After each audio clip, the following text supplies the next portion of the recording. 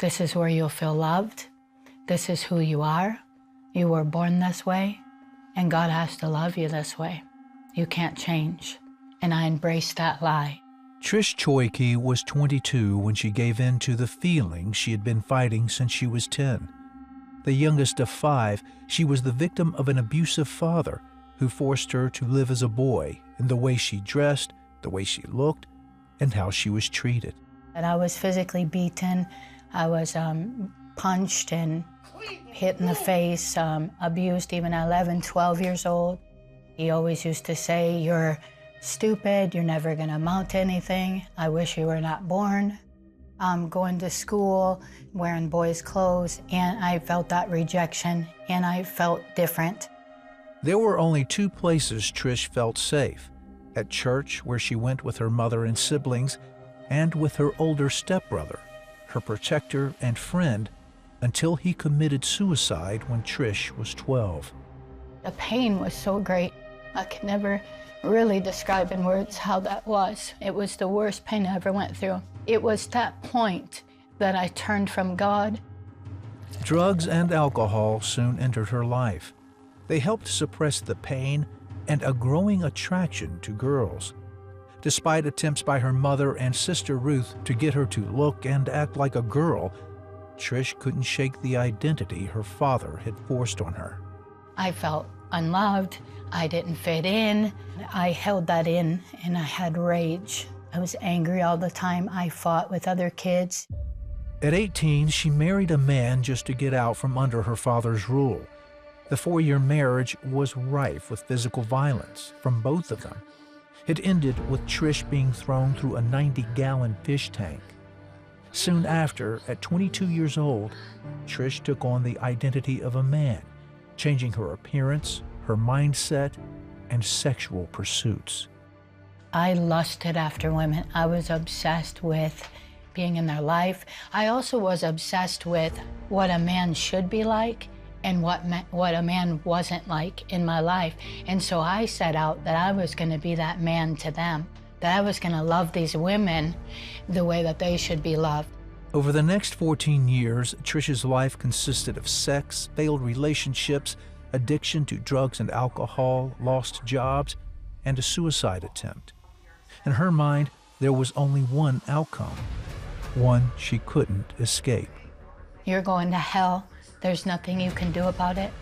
You've lived your life this way, and that's it. And I would wake up with the shakes and the tremors, and I would grab that bottle, and I would chug it down just to hope that it would just dilute these thoughts in my head and this terror and this panic, and it would do nothing. In all those years, her mom, brother, and sister Ruth were praying constantly. God, please, go after her. I know you love her, save her. She was just going down a bad road, and we feared for her life. By the start of 2010, a 38-year-old Trish was still battling addiction and engaged to a woman. Then, in March, her mother died.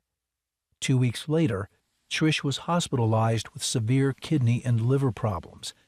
Now, facing her mortality, she called Ruth. She was crying, and I was like, "Where are you?" And she's like, "I'm in the hospital, and the doctors are saying I'm gonna die. Ruth, I don't want to die." And I was like, "You are not going to. You're not going to die. You call out on Jesus, you call on the Lord, and He is going to save you. And He'll hear you." So I hung up the phone. I said, "God, you gotta help me, because I don't want to die this way." And in that moment, right after I said that, I felt this heat, this warmth, this peace, this fire shoot through my entire body, from my head to my feet, and it just kept coming. More, more, more. All those years that I didn't feel God, I felt Him in that moment. After Trish recovered, she broke off her engagement. She never used drugs or alcohol again.